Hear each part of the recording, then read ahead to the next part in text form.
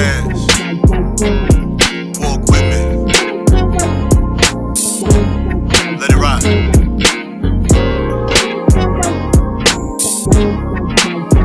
That's right.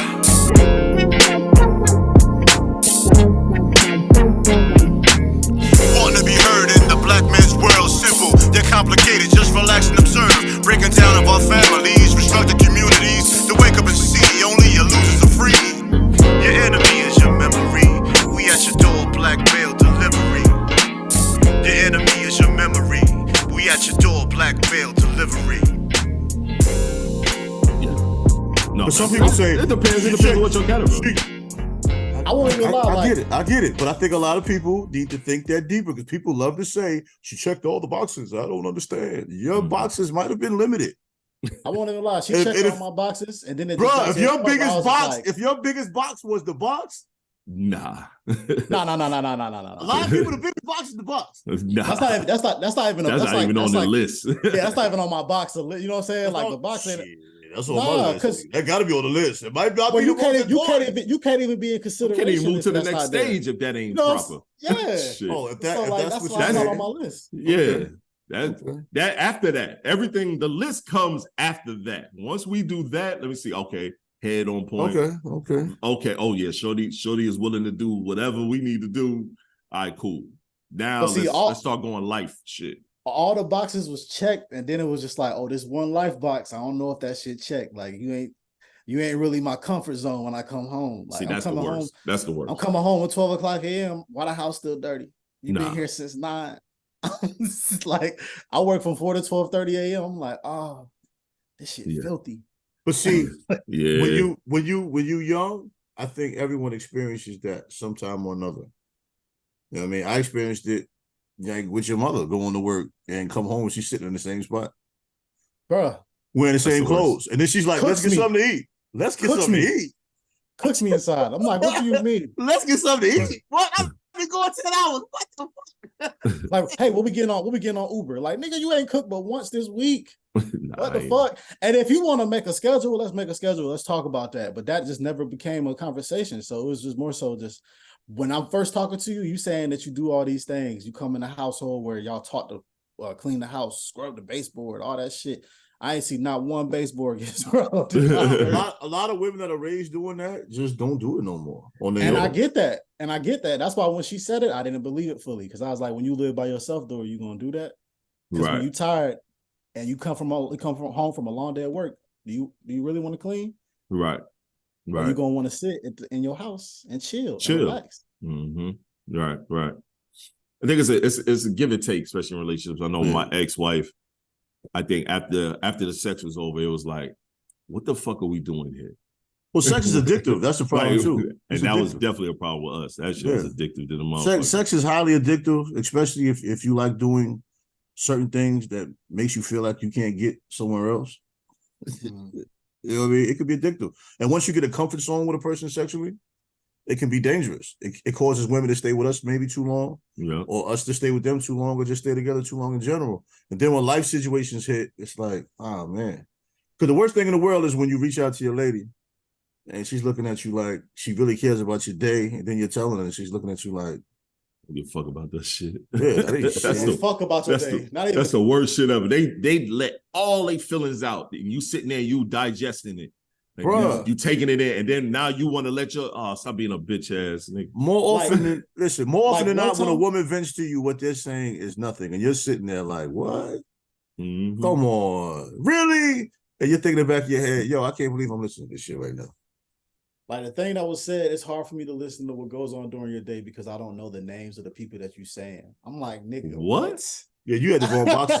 Your checklist had the wrong boxes. Huh? I'm like, nigga, what? And I didn't know that was a thing until like year 5 that she needed to know every single person that I mentioned in my stories. I'm like, yo, that's wild. Yeah, I don't know none of these people you talk about, but none. I mean, I'm just talking. I know what the circumstance is. Like, yeah, that shit they did was kind of lame. Well, going within a situation, we never think of it, but a lot of us are learning while we're into it. Like CS says to me all the time, you know, I've been single for a long time. Like I've been living by myself for a long time. Mm-hmm. And sometimes it can make you relationship lazy. You know what I'm saying? It can make you time management lazy because you've been by yourself so long. Yeah. You know what I mean? It's easy to put off things when you're by yourself to do other things. You move at your own pace. Yeah. So when you put off things to do other things, people love to look at it like you're doing nothing or that you don't care. And I don't see how that's a direct relationship. You know what I mean? Because some people have situations where they have to have things certain ways, but they might be more structured. A lot of this we learn as we go along, and a lot of conversations we should have in relationships we don't have because we think it's not necessary. And a lot of times it is. You assume people get certain things. I mean, like you can assume that a woman realizes when you come home from work, you need that conversation to unwind. She might not even know it matters to you. I don't know. A lot of times we're not gonna.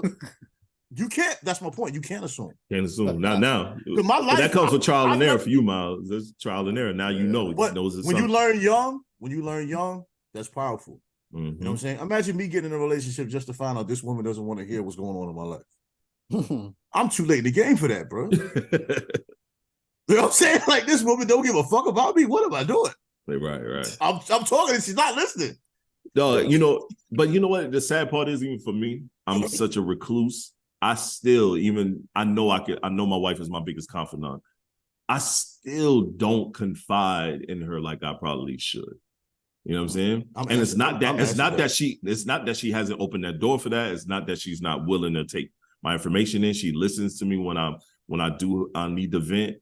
I internalize everything. That's just been my nature for however long. So like it was a point, just a couple of weeks. I was just in a depressed mode. I was just really everything. It seemed like everything that I had going on was fucking up everything. Every time I'm like, yo, I'm in this rut where either I think it's fucking up or it is fucking up. I don't know. It was just fucking up. Shit wasn't working. Instead of me going, let me sit down and let me talk to my wife to kind of see maybe I'm seeing things wrong. Nah, I just kept going and it just kept feeling like I'm fucking up. And then as soon as I had a conversation with her and we talked about a few things, and she was like, oh, no, this is what's going on. Do this, change that, boom, boom. And now things are feeling like it's you know what I mean? Like I got the engine tuned up and now I'm back rolling in a proper manner. But sometimes, bro, I just internalize things. Like as men, a lot of times we keep a lot of shit in and feel like we don't have that help. And 9 times out of 10, we do have it. But see, that's a conversation there that's tough to have because a woman will act like she doesn't understand why we are that way. Oh yeah, nah. I'm not gonna say my wife act like she understood. She still because it's like you just don't come to me. I'm like, my nigga, I don't want to hear that right now. I used to keep shit bottled up inside too, and then like she was just like, "Why you always keep stuff bottled up?" So I started opening up, and then it just was like, "Oh, I don't want to hear all this." And then that's your answer why. And then you know what I'm saying? Then I'm like, "Damn, I wish I never did it. We'd have been good, bro." Right. And then imagine the scenario. You got to be at work. I put myself. I don't work at night. I'll be at work 11 o'clock, sometimes 9 o'clock. I work at night. I confide in you at 6 o'clock. You shoot me down. I gotta go to work feeling this bullshit. Yep. You know what I'm saying? That's a lot of hours to be feeling down. This shit gonna be on my mind for 10 hours, man. I reached out and you shot me down. Yep. Women don't realize, bro. They could control our emotions very well. You can't really walk. Yeah, they do. This do. And a lot of it is our fault because for sure. You know, like me, I know I pick my battles. And I'm not saying I'm gonna change being that way, but I have to change my gauge. Mm-hmm. You know, even if I don't choose the battle, I still need to speak on it. You know what I'm saying? Still got to say something. I still got to have a ticker where I throw a disclaimer. You know what I'm saying? We're not gonna get into this, but boom. Yeah. I'm seeing now just alienating certain things because I think they don't have a high priority has come back to haunt me in so many ways to where certain situations I'm looking like the bad guy when I'm actually not. You know what I'm saying? I just chose to handle something maybe different than you may have. That doesn't mean I don't hold value to it. You know what I'm saying? Like, I can give an example. Let's say I can know I'm going to do something for you in November or December or, because the year's almost over, one of these months, right? The year's really almost over. Yeah. I can plan it. Crazy. I can plan it and don't tell you shit. Right. And just do it. But that whole time, you aggravated about maybe me not doing something that I'm already doing.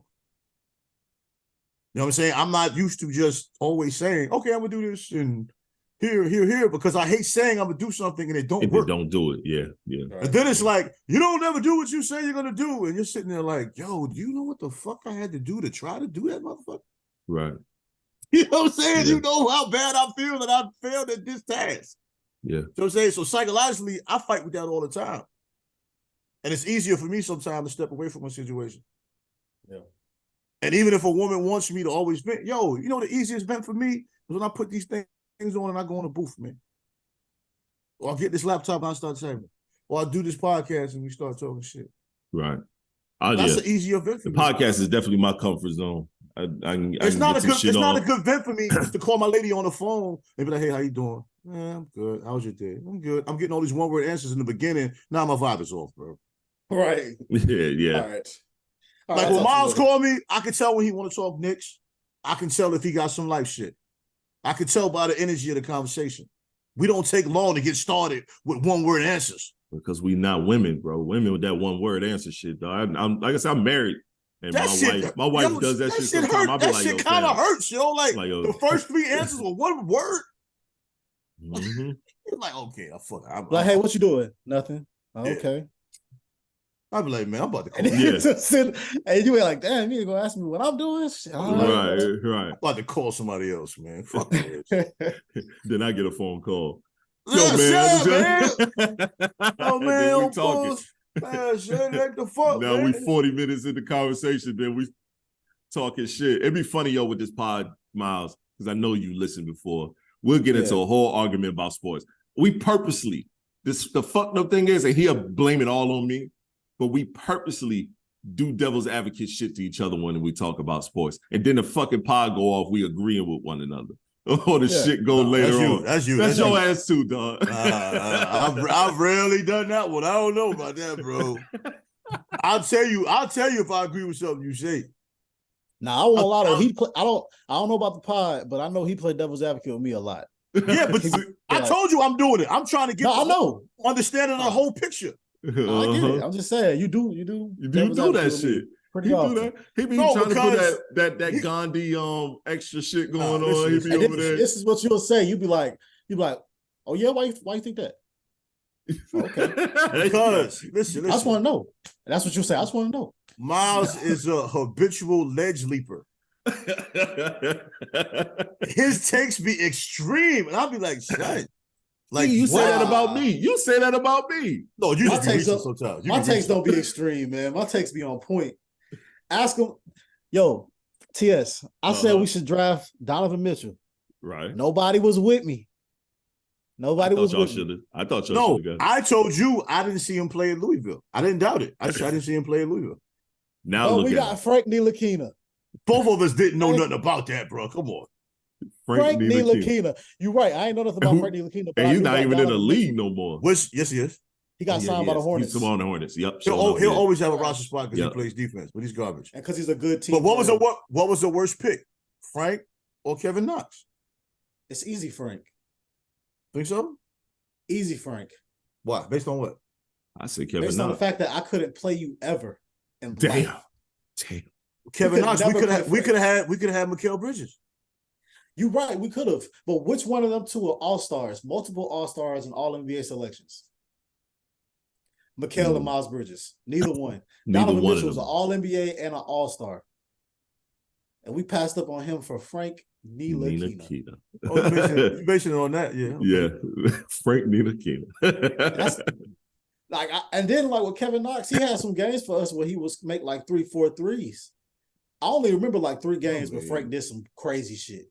He never did. He comes in the game, gets one basket, and everybody's excited. Like, oh, Frank is about to come out. He'll do a defensive stop. The saddest part about Knicks, we was getting happy about him making a mid-range. He'll make a mid-range, and I'd be like, oh, shit. It's coming. It's coming. I just want to see something great. I just want to be like that time with David Fizdale was the worst time to be a Knicks fan in a long time, probably since. Was it Fizd's fault though? Era. Was it Fizd's fault or was it? Oh, yeah. Was it the picks?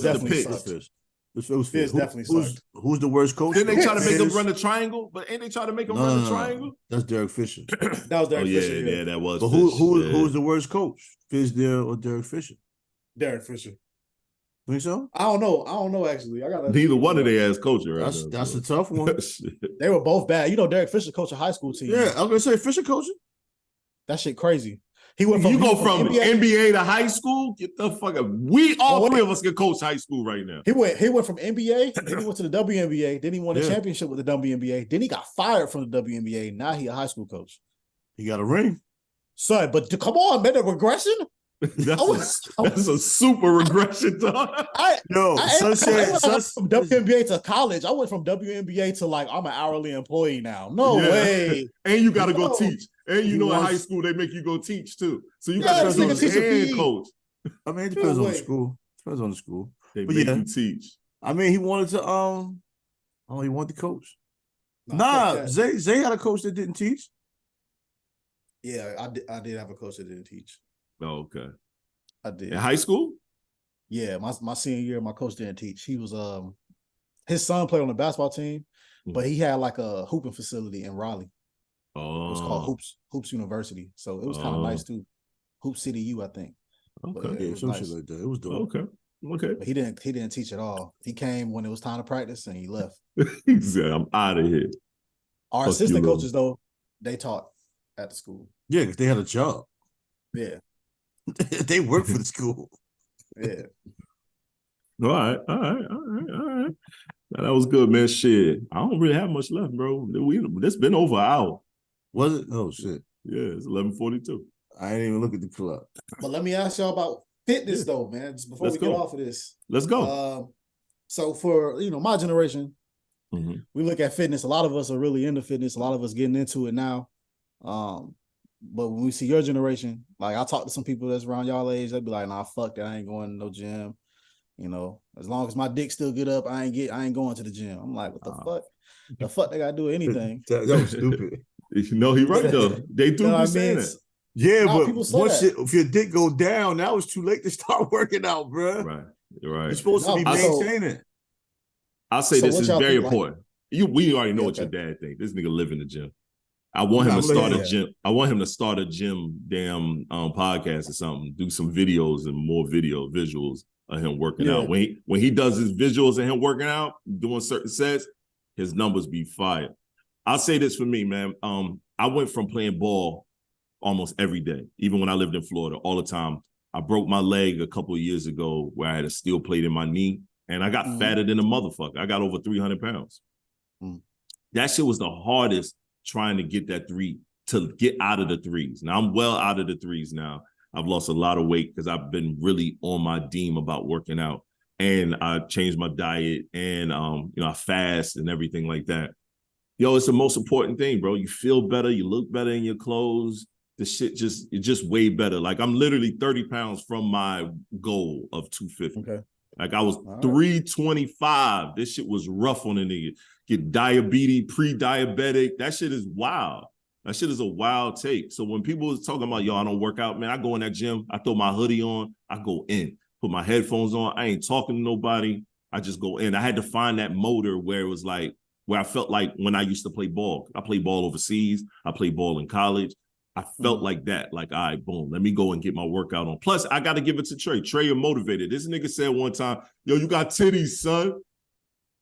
That shit hurt my motherfucking feelings. Yo, I wanted to fight this nigga, dog. But I never said nothing. I never said nothing to him. I said nothing to him. And I thought about it. Dudes who want to wear tight shirts with titties. I don't understand. I said, yo, C-cups. I said, son was right. Son was right. I was out here wild.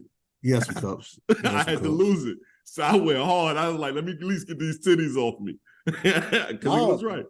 That's facts, though. Sometimes your friends be the ones that, put that shit all in alignment for you. For me, it was just me looking in the mirror. I was like, oh, hell nah. So I've been where you're at a week for 6 months. Yeah, but where you're at, where the weather is warm, people wear less clothing. So you're revealed. Here, people can still wear big hoodies. The women wear big clothes. They don't have to reveal. You know what I mean? Like, even when I go in California, you see so many people maintaining their shapes, like my age. I'm saying maintaining their shapes. It's inspirational. For me, it was more of a health thing. I like looking good in my clothes or whatever, but I actually feel great that I don't eat meat. I feel great that I drink water. I mean, I've been shaving with a razor since I was 14. I don't never get bumps on my face. Like, when I tell people I'm 52, they think I'm just talking. Like, oh, no, you know, you're 50. You know what the fuck I mean? Because a lot of people at my job, my age, yo, they look old as fuck. I ain't gonna front. Drinking a ton of water definitely helps. Man. I drink so much water, it's ridiculous. It detoxes you. Your body feel better, everything look better. Your skin, like you said, you don't get all them crazy blemishes. Like you don't be out here looking wild, man. And plus, man, my wife is small, so and she works out a lot now. Like she had a after she had our second son, she had a bout of heart issues.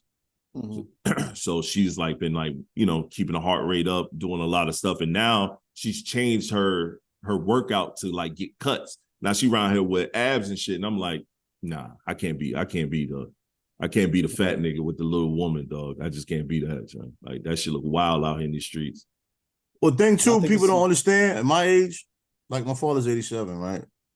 And now he has a little issue with his knees and stuff like that, standing up too long.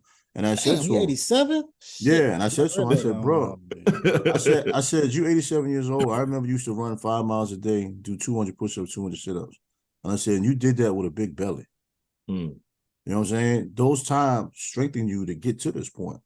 I said, you have to use a cane to support you to walk sometimes. But I mean, you're diabetic with a pacemaker. But at 87 and you got to do that? There's people at 60 that got to do that shit. This is my point. You 87 and now you just need it for support. Bro, you fine. My mother, 87, never worked out a day in her damn life. Your mom's small, though. She's a little lady. Yeah. So, I mean, she wasn't small when I was growing up. I was about to say, she was like 5'7". 5'7", 5'8". Yeah, but she was a block back in the days, though. All my aunts was big as hell, man, because all they did was eat. Shit, she was bigger than Grandma. She was bigger than Papa. Hell yeah, wasn't nobody exercising back then. All the women was big as hell, man. Listen, you know how they didn't waste food? They ate that motherfucker. They definitely did. You was not allowed to throw if you a away. kid, yes, clean your plate. Yep. Definition of a fat nigga: clean your plate. Yeah, she made me sit at the table one day because I didn't eat the spinach. I told her I can't eat that shit though, and she said, "You're not going nowhere until you eat that spinach." And I sat at that table the whole day, man. I ain't eating that shit. Every time I put it in my mouth, I'm about to throw it back up. I'm not eating that. So I just sat there the whole day. That old school shit different. Yeah, man. that old school shit. I was like, I'm gonna sit here until she cracked because, bro, I'm not eating that. That was me at oatmeal. That's me at oatmeal when I was little, bro. My mom made me sit at the table all day to eat some oatmeal. I wasn't eating that shit for nothing in the world. That joker slapped me out off the chair and had that shit for me the next morning, the same nasty bowl of oatmeal. I finally ate it, but I wouldn't eat it now. And now I eat oatmeal like it ain't nothing. What kills me though, like I say to people all the time, I said I never whoop my son, right? And people think that's like the craziest shit. And I'm thinking like, I've never whipped my son, man. My son has never disrespected me. Right. So what respect did you gain by beating the fuck out of your child? Yeah, that shit is a wild situation. You know what I'm saying? Like, you know what I mean? I've only had one time in my life when I really wanted to choke the fuck out of my son. It ain't because I was mad at him, just because I saw he was failing and he felt like he couldn't tell me he was fucking up. Right. So I wasn't really mad at him. I was just mad at the situation. I spanked both of my boys once. Worst feeling ever. Never spanked their ass again. Yeah, and then it was some lightweight shit too. You got a quick little 3 pop. All right, yo. Now I just sell wolf tickets. I'm the wolf ticket king. I just sell the wolf tickets and keep it moving. But yo, you know when Myles was young though, put your punishment. I'll take your Xbox. I'll take that Xbox quick. Let me get that. I've done the punishment, but with Myles when he was young, man, I could almost say his name with an authoritative tone, man, and he was responsive. I never really.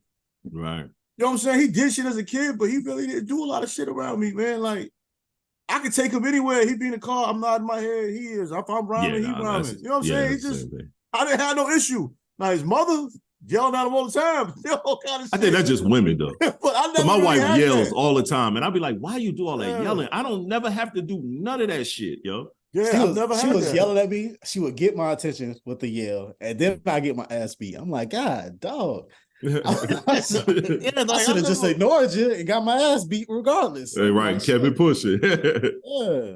But no, I'm glad y'all gave y'all perspective on the gym aspect of everything, because I think it's a really important part of everybody's life, especially in y'all generation. Everybody's getting older, and there's people in your generation that's like, I don't got the time for it. But You know, everybody got the same 24 hours. You just got to make. No, but I look all that space behind him. I told him like, all right, I got me another push-up board with all the angles, right? Just for my off days. Oh, you got that the board that you got like 10 angles? Yeah, I got the one that you can fold tough. up and put in your suitcase. That's tough. That's what it said. Yeah, I can fold up and put it in my suitcase. I got it because of that. So on the trail, I take it with me. And I got the new ab rollers with the armrest that you can do the planks and you can just do the rolls. Oh, you went ahead and picked that up? Yeah, I got one coming. Okay. Just to do around the house. On my off days, I'm gonna do those. So you can do shit like that in the house. I'm about to get heavy on my core. Heavy you see that ball behind me, man? I lay on that ball and I do crunches. I do a ton of side crunches, obliques, front, like that shit, like the yoga ball. That shit helped like a mug, man. Because I had a bad back for the longest. Because I used to get fluid. Some cardio too. Oh, talking your dad? Yeah. Who, me? Cardio as far as what? Man, all you gotta do is walk. You ain't gotta run. No, I used to walk on walking trails 5 miles a day. What you mean? I'm saying, are you going to do it now? Used to. Oh, am I gonna start doing it again? Nah, Yes, listen. I gotta find me some stairs, man. I like running up stadium stairs.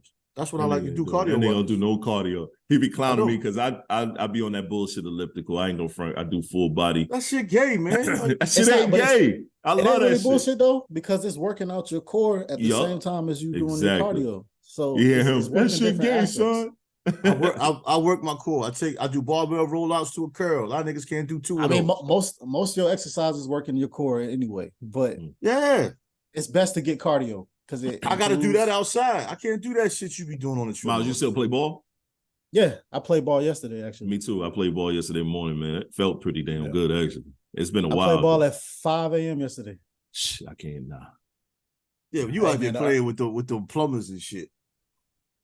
Who? With the plumbers and truck drivers. You. Who, me? Yeah. No, everybody in there is kids. I'm playing with a bunch of kids. They running up a full court. No. Oh, no, you ain't making it up that. I ain't playing with no plumbers. I'm playing with a bunch of kids and a couple of adults. Man, you'll fuck around and catch a pro out here, and he'll come out there and give your ass work. Especially that outdoor court in Tampa. This is outdoor court in Tampa. Oh my God. He used to be out there, son. Like Reggie Evans pulled up to LA Fitness. I ain't gonna lie, someone was asking me, but he was cooking everybody. He was asked, but for the average person, you can't do that with him. No, is he officially 6'8" though? Reggie Evans, like 6'6". He probably like 6'6", 6'7". But like, cause I didn't think, cause we had a dude out there that was like 6'7", 6'5", and he was having trouble with him. Like Reggie Evans was having a little bit of trouble with him because he was long and he was jumping over his ass. But Reggie Evans, man, he was trying to be like a little point guard. He was shooting threes. I see he's not in the big three no more, I don't think either. No, he in the big three. He's still playing there? Okay. I saw him on that green team. What's that, the Ball Hogs? No, but I missed 2 games. So I missed the first game. And then the last I wonder when game, they coming back out to Charlotte, man. It's once a season. It's once a season. Matter of fact, Dominique Rogers-Cromartie, he came to LA Fitness. Bro got bounced. I tell people all the time, the average player come hoop with you. Like they show clips of Brian Scalabrine hooping against a D1 player. He'll bust your ass. Cooked him. They gonna bust your ass every time. Scalabrine said out his own mouth. He said, in the NBA, I might look sorry, but for the rest of y'all, I'll bust your ass. Yeah, he gonna cook that boy. Scalabrine said that out his mouth. He was good in college. I mean, that's what I loved about Orlando, man. Back in the day, that's when when the Orlando Magic was halfway good, you would see Steve Francis and them, a lot of them AI and them. It was this basketball court that was sponsored by Orlando Magic. They will always, when they come in town, they will always go to that court and hoop. And then, or you'll see them out there at the club and whatnot. And niggas was just hella cool, man. People they don't remember Steve Francis. I remember AI coming down. He crossed this nigga at the court so bad, bro. I was like, y'all got to realize that boy was, and that was AI at the end of his career. Oh yeah, beast. It's funny though because like when I hoop, people see me like everybody in Tampa know me now, but originally when I was coming down, I got like you see my dad, me and him got similar body types, so we kind of broad shoulders. We don't look like we playing basketball. Little arms and shit. Yeah, we like we playing football. You know what I'm saying? My wingspan ain't too long, but you know what I'm saying. The one thing that set me apart from everybody else was my bounce. Like ain't nobody ever gonna think I'm jumping as high as I'm jumping. And the moment I get into the court, they like, oh, this nigga can jump. And they be like, oh, this nigga fast as hell. Like they just don't pick you every time. Know that. They don't really know that. So I'm just gone. Like, And I stopped playing for a little second when I was in a relationship. But once I got out, I was like, shit, I'm about to hoop more. So I started hooping. That's probably like the worst thing, being 42 and not being able to jump like I used to blown ACLs and a steel plate in your knee won't allow you to really jump like you used to. I can still one-hand dunk, but that shit is the weakest one-hand dunk you ever see in your goddamn life. That shit is horrible. It's crazy because like you ask my pops, man, it'd be high school games where I'll jump high as hell, but I wouldn't dunk it. I'll tip that joint in, yo. Because in the moment of it, I'm not thinking I'm right here eye level with the rim. I'm just like, let me get this. You one of them niggas I'm ready to fight. Bro, if you don't put the damn ball in the hole. I really was. all my teammates would be like, bro, you know how high you was? I'm like, nah, how high? You one of them. I would have been mad as hell at you. We had a homeboy on our team that was like that. He would jump and be literally looking in the rim, but then he'll just lay that shit up. Like, bro, if you don't cuff and punch that shit in there, because I'm like, I'm on 6 his feet, head. but I'm jumping. Everybody's 6'5", 6'6". Everybody's bounce is different. Like some people are naturally blessed with bounce. I think a lot of his bounce came when he moved down here, and that crazy coach he had that had him run like a motherfucker in training like shit. Like it just unleashed new things with his body type. Like I don't think he realized how fast he could be, how quick his lateral quickness could be. But that shows why the Miami Heat are so competitive every year, because they're heavy on conditioning and training, more so 3% body fat. 3%. Yeah, but that's how this nigga was. Like this nigga played he played a double overtime game and never came out. Yeah, I was hey, you're not doing that in high school, man. Hell no. And he was a defender. So I'm saying, so they were well conditioned more than anybody played against. That's the only reason why they were able to compete, because the team wasn't actually that good. They was like the Miami Heat of private schools. No, their roster wasn't really thick like that. It was like 3 people. It was me, or 4 people, because the coach's son could shoot a little bit. But it was me. We had this big dude who played in the NFL now. His name Phil Haynes. He played for the Seahawks. It was this kid named Austin Nagy. He was a football player, but he couldn't shoot, but he'll run your ass over and get a layup. Yeah, and then the coach's son, he was a spot up shooter, and everybody else was just like, it was just we just here. Yeah, like, that's what's up. That's like my son's football team, because he made the football team. I hope them little niggas win some games, because boy, they look pork chop city out there, but they fuck around. I knew from a young age my son wasn't gonna like playing football, bro. Just watching him play at a young age, I knew you wasn't gonna be a football player, bro. That wasn't for you. Man, I was nice to football. I just won't go read that playbook, bro. I'm talking about before you played. You played at a younger age where you just wouldn't hit nobody. You was just out there. You was running around. You was fast, but you weren't really trying to touch nobody. Football. But did you come the next year though? I don't know which years we're talking about. I'm saying I seen you play twice. You refused to hit people. I'm like, I ain't watch this nigga play football. Man. I wait for. All right, so he ain't come the next year. TS. I was a starting linebacker and I was hitting niggas. I came. I came when you was in high school and you told me, Dad, I ain't even read the playbook, man. I'm just out there on the field to be in shape. I don't want to see that shit. You want to know why? Because the coach told me, he said, hey, you ain't even got to read the playbook. We're going to go over the plays during the week of the game, and you're going to have a little wristband, and we're going to know what plays you're going to play. We're going to tell you to look at on your wristband. That's what he told me. Got to the season, this nigga said some shit. What did he say? Fucking, it was like bull, red, hunt, October. I'm like, nigga, what?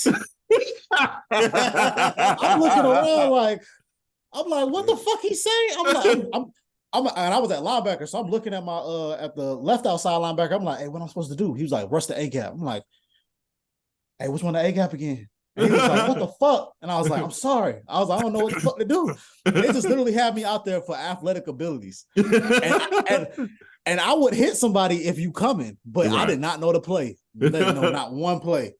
Didn't know one play. They just told me to roam. They told me literally sit there and roam. I was roaming. Football got mad plays. That's funny. Yo, that is hilarious. When you're a linebacker, all you got to know is a linebacker. Yeah, some people need that. But as a linebacker, all you got to know is which gap you're going to hit. Yeah. You know what I mean? That year I played, all I had to know was the guard center inside gap or whatever, outside gap. That's all I had to know. Bro, I was a tight end and defensive end. I went on the end around. This little Mexican came out of nowhere, hit me up under my pads. I laid on the ground and I said, boy, my jumper is wet. I'm done with this. I'm done with this. This is it. I quit the second game. I said, Woo, I gotta keep that. That's going to school right there. Like I was out of there. It's funny you said that because like if you came to our practices, you think I'm starting. Like on everything. They're like, Myles, all you gotta do is read the playbook. I'm like, fuck that. Playbook this thick, man. No way. Nah, football playbook. No way. Are we in the NFL? No, we're not. I don't know why we got all these plays, bro. And we're not even one of the best teams in the conference. We only made it to state one time, and that's when we had an NFL player on our team. Let's see. So like, stop playing with me, man. I'm not about to be reading all of that. That's wild. Y'all playbooks too thick. Yeah, they was wild. Especially in high school. Man, condense this shit to 20 plays, bro. But no, especially on defense, it's like, come on, we don't need all these schemes. But now, my senior year, my basketball coach, that facility he had, it definitely got me right because everything he had was air pressurized. So the amount of force that you exerted, that's how much it came down on you. So say you was coming up with like 800 psi, it was going to pull that much psi back down on you. So it was just, so much pressure. I'm like, every time I was doing like jump squats, it had a machine where you would do jump squats, jump as hard as you can, and the pressure would come down on you. That shit was. Yo, the crazy thing is, Trey, they had all the good shit when they coming up. We was coming up, you just take your ass outside and go hoop, come back. I didn't we had none of that shit. I ain't had no trainers. You know, I trained. My mom bought us a basketball goal. We dug a hole, cement that shit, put the goal up, and we trained ourselves. and then we played.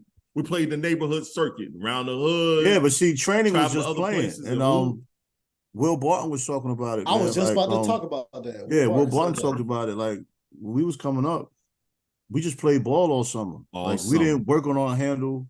Nope. We didn't work on our shot. We didn't work on a mid-range. We didn't work on floaters. We just played ball all summer long. That's why I think the kids now are more skilled though.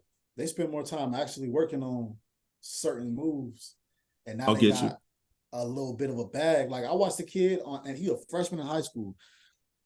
He's ambidextrous. He can do it with his right or his left. Literally, he shoots jumpers with his left. But how much? Okay, I seen that same kid. But how much dribbling is he doing while the rest of his team is just standing around looking? Well, he's doing a lot, and the only reason I think he's doing a lot is because that team really ain't shit, and I don't think that team could be anything without him. Because the game I saw him play, he scored like 34 points. I remember. I know the kid. I watched him on YouTube. I know exactly the kid you're talking about. That boy's saucy. But I just feel like kids be doing too much dribbling and not getting to like it's an art to three-step, like Kyrie. Kyrie really only does 3 moves and then he goes to the cup. Mm-hmm. He gets to his bag quickly and then he's either going to shoot a jumper or he's going to the cup. But let's think about Kyrie though. His godfather's Rod Strickland. His dad played in the NBA. He said he learned nothing from his grandfather though. Well, he learned something from his dad though. He definitely was dad. That's true. He lying. For him to say he learned nothing from Rod Strickland, he lying. This nigga watched every game Rod Strickland probably ever played. But Rod even said he didn't train him. But Rod said he didn't train him neither. That doesn't mean you didn't learn from him. Okay, I get you. You know what I mean? And we're gonna be technicality, man. That's cap. Yeah, that don't mean you didn't learn from him. That's cap. I would have told him that to his face. That's cap. That's cap, bro. Because they got similar packages. That Rod Strickland package was different, bro. That Rod, if Rod didn't have those injuries, shut your ass up, Trey. Shut up. I knew he was gonna do that shit. Pause, man. My bad. That was wild. That was wild. That was flagrant. We were supposed to keep it moving. All right, we were supposed to keep it moving. That was kind of wild. I'm back though. I had to leave for a minute. That was kind of wild. Man, say, hey yo. Whoa. Yo, we normally got a button that I click and it be him. Hey, yo. Okay. Fuck you, Trey, man. Wow. Yo. Rod Strickland's basketball dribbling package is probably one of the best in the NBA, man. Yeah. Even his layup package, vicious. Yeah. Yo, he couldn't shoot threes. He had no range. He probably shot 20% from 3 his whole career. But in that era, you didn't have to. That shit wasn't magnified. Yeah. It wasn't magnified. I'm still lost on that conversation. I think teams need to be point shooters, but I don't believe everybody has to shoot threes. But that's that stupid statistics. That's that stupid statistics. You know what I'm saying? I talk about this all the 2. time. Like, RJ Barrett shouldn't have to shoot 5 threes a game. He shouldn't shoot but maybe 2. He shouldn't have to shoot 5 threes a game, but he should be able to shoot 3. Right. Okay. In the flow of an offense. It should be in the rhythm. Yep. In the flow of an offense, not standing there spotting up. He's shooting from the flow of the offense in Canada and he's making them. You hoop. It's hard to just stand there and wait for a pass and shoot the ball. I had to be moving to shoot. Yeah. If I stand there and shoot, you might as well leave me by my guy. I wasn't no setup shooter. If I'm moving, I'm gonna knock that shit down. I gotta be moving, catch a pass, shoot, catch a pass. I'm not standing there. Yeah, I'm not much of a spot-up shooter either. Yeah, I'm not a spot-up shooter. Yeah, I need to touch it. I need to at least jab, step, dribble in, pull, something. I can't. All that. Even if I'm wide open, I at least got to take a jab, dribble at you, then step back and shoot it. I can't just stand there and catch a pass and then shoot it. Yo, I did my first step back yesterday. I've been practicing that shit. It's just weird. It's an awkward fucking moves. I don't know why it's awkward. You gonna break a damn ankle. I almost did it the few times I was practicing, but I did it yesterday. I did it in the flow of the game. Hit dude, step back, did the double step back and pull, and I was like, oh shit, that worked. That step back it's a good move. It's weird though. It's so weird. Especially if you hit somebody with a combination of moves, with an in and out, double cross, step back. I tried something that I saw on YouTube and it worked. Like where you come in and the defender came here and then I put my back to him and then I stepped back twice and then pulled and it was like, oh shit, that shit worked. I was like, all right, cool. Yo, Penny Hardaway had a move where it was like the best shit ever. And then he moved into a step back, but that shit was smooth as hell. And he bounced it because he just bounced it and left it and then went to the step back. If he never got hurt, if he never got hurt. Top 5 talent right there, bro. Yeah, Penny never got hurt. It'd be a different. And I hate the fact when he said something about Penny being greater than Kobe in an interview or something one time, and somebody wanted to debate it, and Shaq was like, "What? What? I play with this guy. You must not have watched both. He's played with both. You must not have seen Penny Hardaway. That's not an insult to Kobe at all. Not insult. Penny was giving Jordan the blue. Penny was a dead ass 6'7" point guard. Like he really was a good point guard. Penny was giving every point guard the blues. Any nigga that wanted to guard him, you was about to have a long fucking night. Long night, bro. And he had bounce. He used to get to the cup. Like, God damn, Penny, bro. Everybody like Penny, man. I know, you know what? I think in this era, because we live in such a hype beast era when it comes to sports, it's that what have you done for me? I remember Kobe as this one thing. No one can stop Kobe. And Kobe will tell you, T-Mac gave me the issues. T-Mac gave me the blues. But then you will look at T-Mac and be like, oh, T-Mac wasn't shit. And then you got Myles' generation and younger pulling up all these bum-ass stats. And it's like, yo, we're not going to just be stat-driven. Well, T-Mac wasn't the complete player. We've seen it. You have to see it. Oh, no, nobody's going to argue with me about T-Mac. T-Mac, for me, I was growing up, T-Mac was my Kobe. Like, I ain't give a fuck about Kobe Bryant. Yeah, he wasn't as complete a player as Kobe. But if you're talking about T-Mac was my guy. A bag on offense? A bag. Yo, I had all the T-Macs, all the Allen Iversons. Them my two guys. Yo, T-Mac, Kobe for me, this is bad. I ain't really start respecting or liking Kobe until he caught that rape shit. That Joker came in the game. Yo, he came to them games on a mission. Because that's when he scored 81. That was he had to get his name back. He came to those games. I was like, yo, son changed his number and went bananas. I was like, oh shit, that's what we needed from him. Yeah, he had to get his name back. He went bananas. I want LeBron to retire though. I'm one of the biggest LeBron fans ever, but I need him to get the fuck up out of here. What? I'm just not feeling bro games. Huh? I don't know what it is. He averaged like 25, 8, and 8. What do you mean? Bro, I was like, oh. Look, his scoring output is going to be his scoring output. What you mean? He's averaging at least 8 rebounds, 8 assists. Fam, we've watched them games and we both be like, yo, Bron, take it to the house. You're going to fuck up his legacy the way you're playing out there. There's no way he'll mess up his legacy, bro. I feel like the Lakers got to give him a roster where he can take it to the exactly. It's not so congested. He shouldn't have to have a situation where he has to do so much. Anyway. Yo, because they banking everything on AD and he ain't it. He don't have it. He should be. I don't know. He should be. He should have it, but he doesn't. Yeah. I don't know. He ain't got it. AD don't have it, bro. We're going to see this year. Yeah, because they paid him a little bit of bread. They gave him, he did that contract extension. I mean, we'll see. And I think Braun on the last leg of his contract, his current contract. I mean, he's on the last leg of professionalism. This should be it. You know, he talking about he want to wait to play with his son. That's a wrap. That's a wrap. I don't even know if Brownie even gonna play in college. Yeah, they've been quiet about him playing. No, I think he's gonna play because Sharif is saying he gonna play. He think he gonna play. Sharif said that? Yeah. I doubt. Does Sharif talk to LeBron James Jr. often? Yeah, they close. Sharif said him and Bronny, they just close. They just got on TMZ because they went to a club and they didn't get let inside a few weeks ago. Yeah, they close. Yeah, they be rocking. They too young. They were too young to be trying to go in that club anyway. They were trying to live off their dad's names. They thought we two rich niggas. We here. Yeah, I mean, you sure it was Sharif? Because Sharif 21, I thought. Yeah, it was the one that had the heart problem. Yeah. Yeah, but Sharif 21, he can get into that club. Bronny That's probably why they couldn't get in, because Bronny was with him. Oh, yeah. Bronny That's probably why they couldn't get in. I'll tell that nigga go home. Nah, but they close. And you remember Sharif had that heart issue too.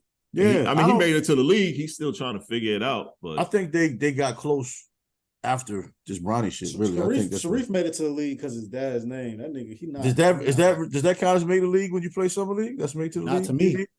He got drafted. You remember he got drafted. Sharif didn't get drafted? Yes, he did. He got drafted the late rounds. He got drafted to LA. He just don't play. That's the same thing with Giannis' son. That's same thing with Giannis' brother.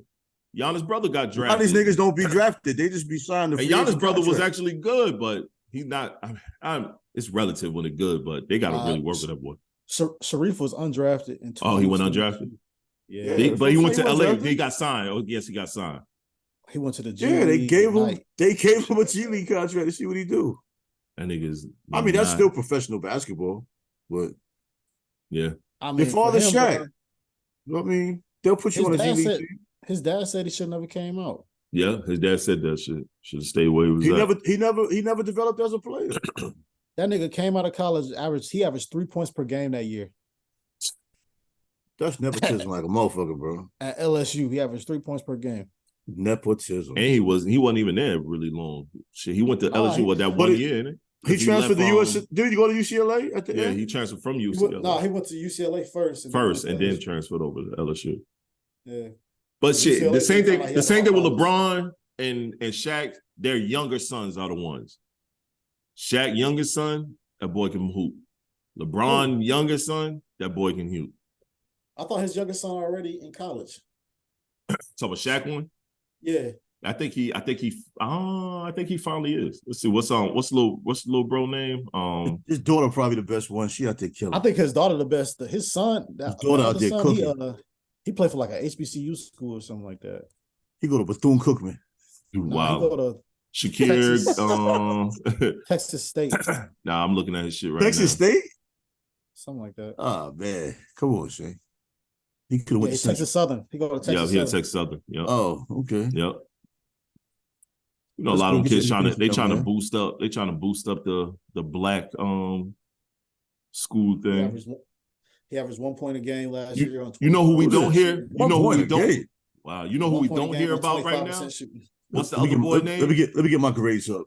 I know, right? What's the young boy name? What was that young boy that we don't hear nothing about anymore? That's a lot of people, bro. The one he got caught in that little shit. Remember they talked about him like heavy in high school. Oh, Mikey Williams? Mikey Williams. What the hell happened to the young boys, huh? He still got his trial. His trial is pending. I don't think it starts in September. What does he play? Is he play elite or was he playing? He's supposed to play for Memphis next year or this year. That's what I thought. Really? Yeah. He committed to Memphis and then he shot at some people in a car that were leaving his house. And now he has a trial September, I think 17th, they said, or some shit like that. I just watched a TikTok about it. Yep.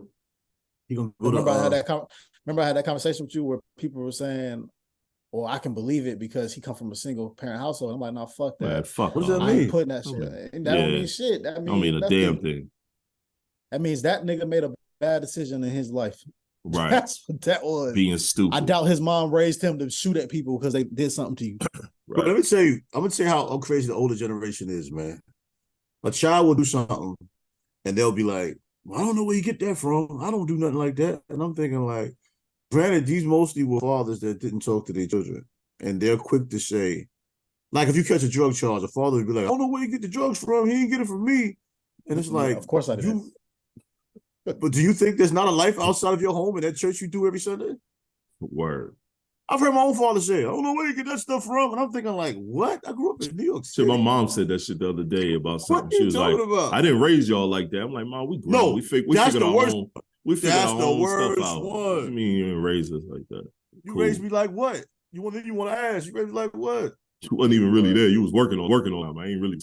Well, every generation is different. Every generation requires a different level of teaching. But you know, the parents for like my generation, they consider everything raising a child well if they make you go to church every Sunday and go to Sunday school or whatever. Like my father and I, you know, we had a debate about my own son sometimes because I don't believe in saying he'll be all right.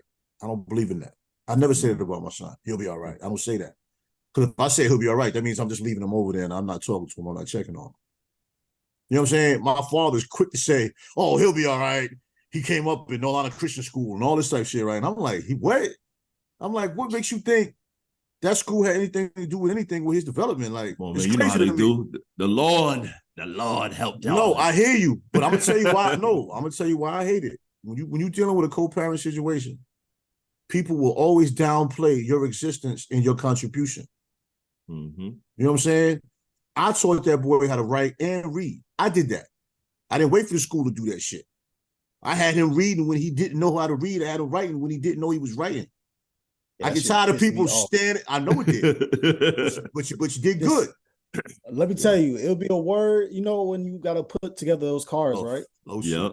Yep. This man right here, man. I almost called him a motherfucker because that's how mad it got me. You already did. You just did. You just did. This man would be like, "Sound it out." I'm like, "I don't know what I'm talking about. TS, I'm in the verge of crying, bro. Like, can you just tell me what this shit say?" He like, "No, you gotta figure it out on your own. Sound it out." So like, and even my grandma, my mom's mom, she'll tell you, like, she remembers it vividly. Like, I would go upstairs like mad as hell, yelling, like kicking shit, like I not out loud, but just personally to myself, like, this is bullshit, man. All you gotta do is tell me what it say. And you know, my grandma, she always admired him for it because most people would just tell me what it is instead of letting me figure it out. Right. And I will say, him doing that in a way, that shit helped my critical thinking. Mm-hmm. So that's by me having to figure out what that word says and sounding it out, that's helping me with critical thinking and helping me figuring out stuff on my own. That's funny because my oldest, that shit used to cook me inside. My oldest son, that's the stuff we go through while I'm training him and we're doing different things. Like I made him get into coding because I code. I made him, like I taught him how to read, write, and all that same things too. But I also made him learn coding language, and he get mad at me when I'm like, "All right, yo, cut that off. We're gonna work on this, and we working on it." And then, but Dad, I don't remember. Nah, bro, we already went over that. I'm not going over it again. Figure it out.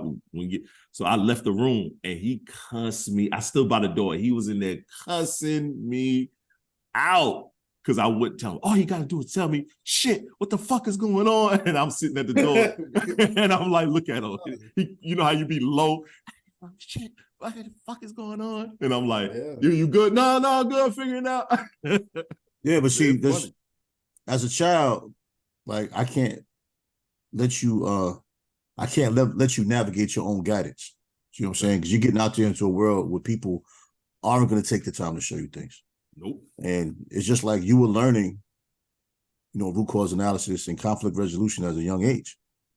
And you were learning how to deal with your emotions, being upset and things of that nature at a young age. See, I grew up where fathers didn't talk to their sons. They just didn't do it.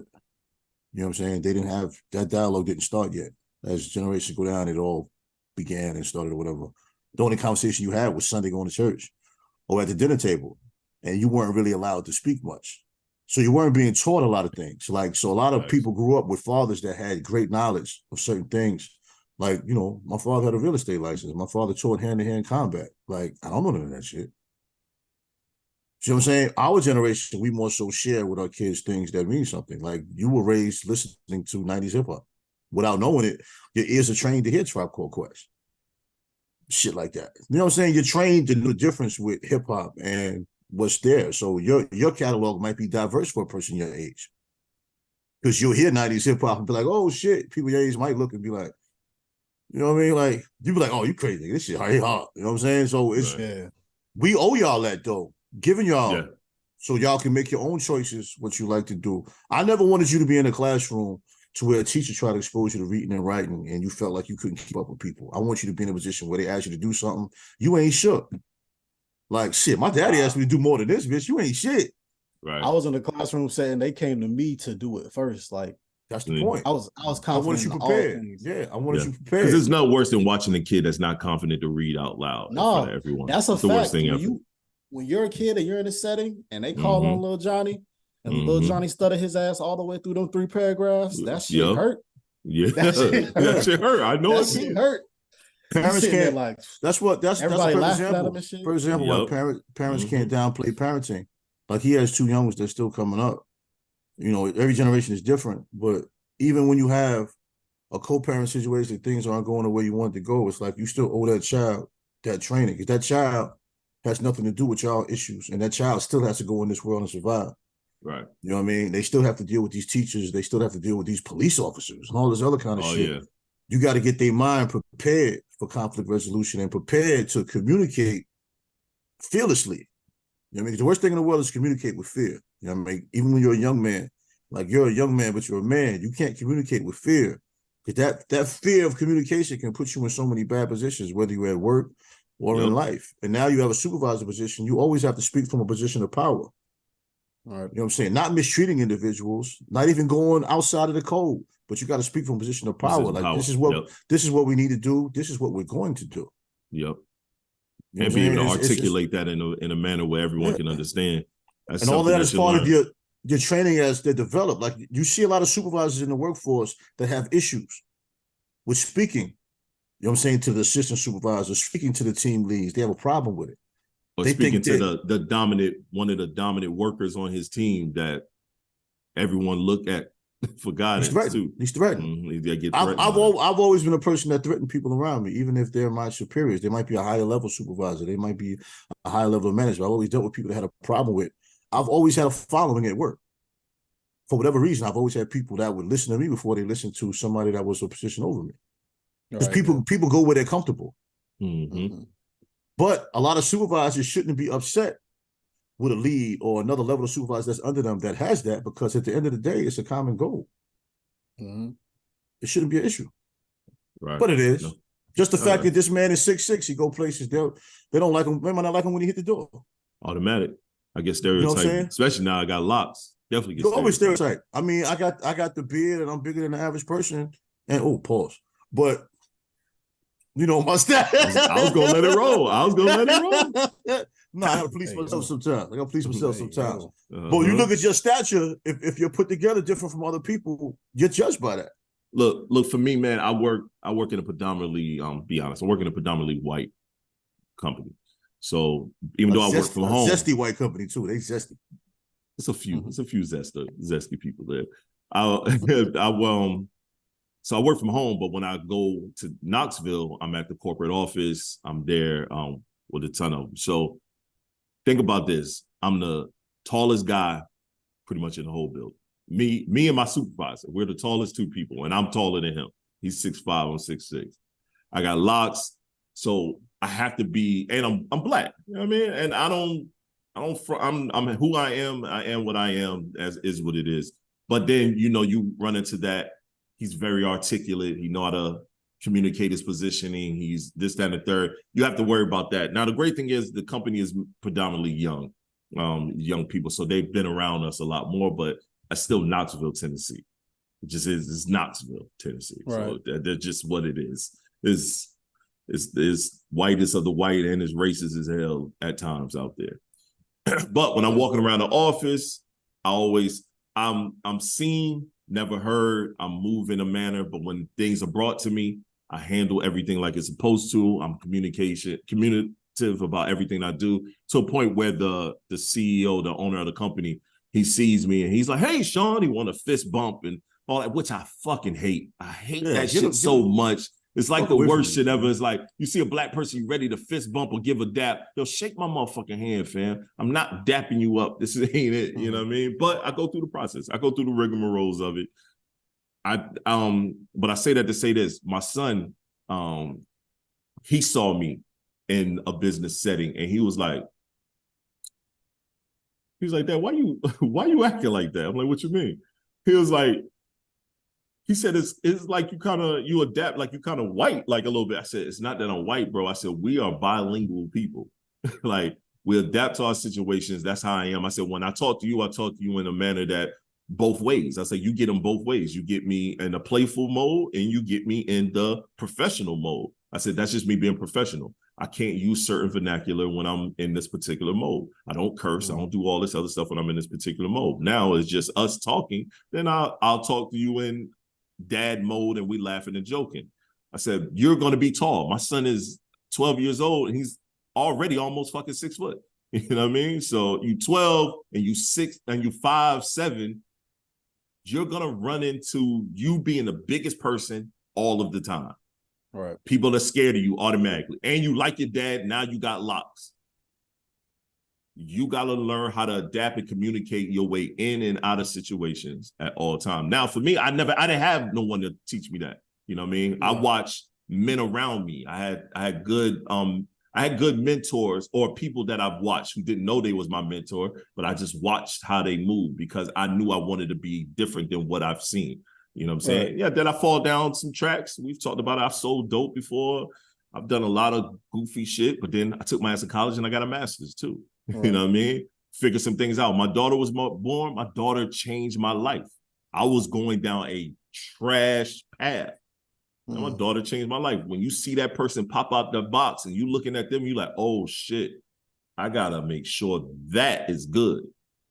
You know what I mean? Like you gotta start changing things to deviate from certain situations.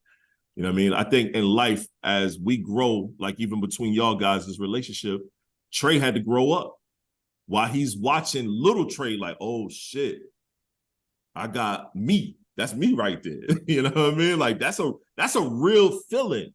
Like you don't realize until you see that person come out, you like, oh, this is real. Like, yeah, she was pregnant and you going through the motions of them being pregnant, and then that person come out and you like, you automatically got to be a man immediately. And people don't, no one teaches you, no one talks to you about that shit. And you got to monitor multiple feelings and emotions. At the same time, you still try to pass the good parts of you on, you know what I mean, as much as you can. As a father, it's like really no place for feelings, though. It's the bad part. No place, man. Because when you and that woman are not together, you got to worry about other men being around your child. You got to worry about, all that kind of stuff. And a lot of children, they don't want to come to dad when things are going wrong because they don't want to hurt dad. Then they don't want to hurt mom either. So, Man, me and my daughter just really developed a real relationship. My daughter's 23 years old. Yeah. Like we just started really developing a big relationship at 16. I mean, that's what it is. Because I'm fighting, like I was on the opposite side of things. I'm fighting to be a part of her life. Think about that. Something that you help bring into this world, you got to fight to be a part of their life when you really should just be like, hey, I'm happy for you. You a good person. Be a part of their life. I can't imagine that. That was the worst shit ever. You know what I'm saying? But my daughter and I are like, this shit is crazy how tight we are, because now she realized everything. She looked at me and was like, oh, this is why I do this. This is why I do this. This is why I think this way. I didn't realize I thought this way and why I thought this way and why I thought different from everybody else. Oh, I see why now. You know what I'm saying? Regardless of these popular conversations, hold on, I'm gonna get back to you. Regardless of these popular conversations, these women acting like they don't need no man and this and that or whatever. Fathers are necessary, man. And these kids that have relationships with their fathers love the relationships they have with their fathers. It's just unfortunate so many women have babies and keep the kids from the fathers, or they just have babies by men that just don't want to be fathers. So it's like you're putting a child in a bad situation because it's about the child, not you. But go ahead, Jay. I was gonna say, I will say, like, as far as when you touched on, like, my pops, when he had to grow, he was going through his stuff. I feel like your child, as they get older, they start to realize, oh, this is why my pops was doing this. Like, oh, this was what was going on with this, because you start having those similar moments, whether it be like little bouts with like mental health, anything like that. You can just kind of start seeing like, maybe this is why, you know, this period of time he was this way, or this period of time this was going on between him and my mom. Like, you kind of start picking shit up because you getting older. So when you get older, you can kind of start understanding where your parent was coming from. Because at the end of the day, man, we all human. Everybody gonna make fucking mistakes. I don't expect anybody to not make a mistake just because they're older than me. Yeah. But I think the older you get, the more you start to understand, like, oh, this is I see what it was. Right. Yeah. Now that's real. I ain't gonna lie.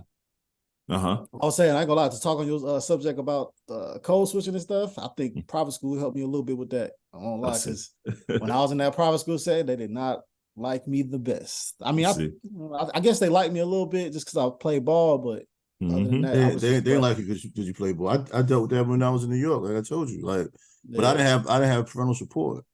You know what I'm saying? Like, because they suspended me for cursing. They suspended me for cursing, and then with that suspension at that private school, they take 3 points off your overall grade. Yeah, all that shit. I remember I was telling TS about the situation, and it's like, I got my father with me in the meeting because I'm thinking that my father will keep me from, you know, blacking out on these people, man. And worst thing I did was ever bring that man with me, bro.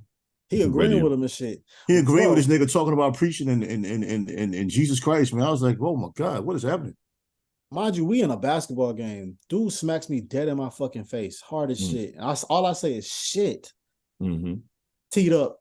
I'm on the bench for the rest of the game. The next day, I gotta sit in the dean of students' office and get told I'm suspended for a day. But it's in the handbook though. That's the bad thing about it. It's in the handbook. I signed off on the shit. Yeah, it's in the handbook. At the end of the day, real talk. No, I don't give a fuck if it's in there or not. I ain't reading shit. Right. The nigga said, well, you should have read it. Yeah, you should have read it. Motherfucker, I didn't. The shit's stupid. So now I'm suspended and I ain't doing shit but being at the house on the game. You know what I'm saying? Like, that's not a lesson to me. No. Bro, listen. I moved from up north. I didn't want to suspend it, but I didn't give a fuck, nigga. Like, fuck it. When he said that code switcher thing, you know what helped me? I moved from up north because I'm from Detroit. I moved from Midwest to down south. Yeah. Instantly, you go from living amongst tons of black people, not really hearing white people say the N-word, to being called a nigga fresh off the gate. Being called a nigga. Yeah. Somebody asking you, you want to come work in my fields, boy? Working nobody damn field. The hell I look like? You know what I mean? A lot of people run to hit them tobacco fields and make that extra money though. I went from Raleigh to Memphis, I'm not gonna lie, bro. It was a huge switch, and like just black. Like Memphis is 70% black. Oh yeah. So like when I went to Memphis, I had to learn how to survive in that shit too, because like that shit was completely different from Raleigh. No, like, it's niggas in Memphis. That's what I'm saying. Like, you had to pick and choose the shit you was doing out there. So I was just like, man, you know what's crazy? You know what's crazy about this boy going to Memphis, man? I found out he was going to Memphis the day before he was leaving. So. Yeah, I remember you telling me that. That's wild. I ain't know. Day before. Yeah. And that's because he told me. Because he was on the phone acting stupid. I'm like, yo, what's wrong with you, man? When we gonna be going to Memphis? And I'm thinking, like, where's he going? Nigga going tomorrow. Tomorrow, nigga? Wow. Man, he was a child. He don't know to be like, daddy, mommy making me move. Yo, they was leaving the next day, man. Hell, when his mother got married, she told me the day she got married. I was like, yo. Yeah. And when she was pregnant, I saw it. And I was like, what the fuck? All that shit is ill. Yeah, no, that should be real, son. But I never say that to knock her. I just say that to say, don't none of us know what the fuck we're doing. Sometimes you see women, okay, I'm gonna give you an example. That was a female that did that. Women act like they don't understand when we step away from situations and we're not ready to talk about it yet. Right? I just gave you 3 instances where his mother stepped away from something and didn't want to talk to me about it, and we wasn't even together. So imagine how hard it is to talk about tough shit when you're together. Yeah. You know what I'm saying? Because there's no question we always loved each other. That's something we always gonna look out for each other, right? And you got to be a mature individual to understand that. But you couldn't have those uncomfortable conversations with me and we not even involved. Yeah. Perfect example. But then when a man steps away from something, like I recently had to step away from something because I was overwhelmed. You know what I'm saying? I knew all the things I wanted to say, but didn't really know how to say it. Like that Patti LaBelle, I must have rehearsed my lines 1,000 times. Boom. Yeah. But a woman will say they don't understand that. No, they will. Come on, man. We all human. We all go through that shit. That's a fact. You know what I'm saying? And we can't really hold those moments against each other. That's a fact. All right, man. Look, we're going into 2 hours. This might be the longest podcast we've had so far. Yeah, no, you ain't got to. Hold on. Once again, this is a Black Male Podcast. Trey, end off with something. I know you got some bars for us. Give us something. What you got? Okay, we're all black men on here to have ambition and want to do things good in life. But one thing about having ambition, unfortunately, you will always think you're not doing enough. Stay out of your own head and progress in life and prosper. Keep it short. Think about that. Like that. Not bad. We always do this, Myles. I gotta let him get his Gandhi shit off at the end of the pod. You know what I mean? Blood, sweat, and tears. Yeah. Video out soon. Blood, sweat, and tears. Once again, it's your boy TALLSHON. TS is who I am. Tre-Dot is who I am. And then we got the young bro, Myles. What's up? Myles Henderson, man. All right, yo. This is a Black Male Podcast, episode 112.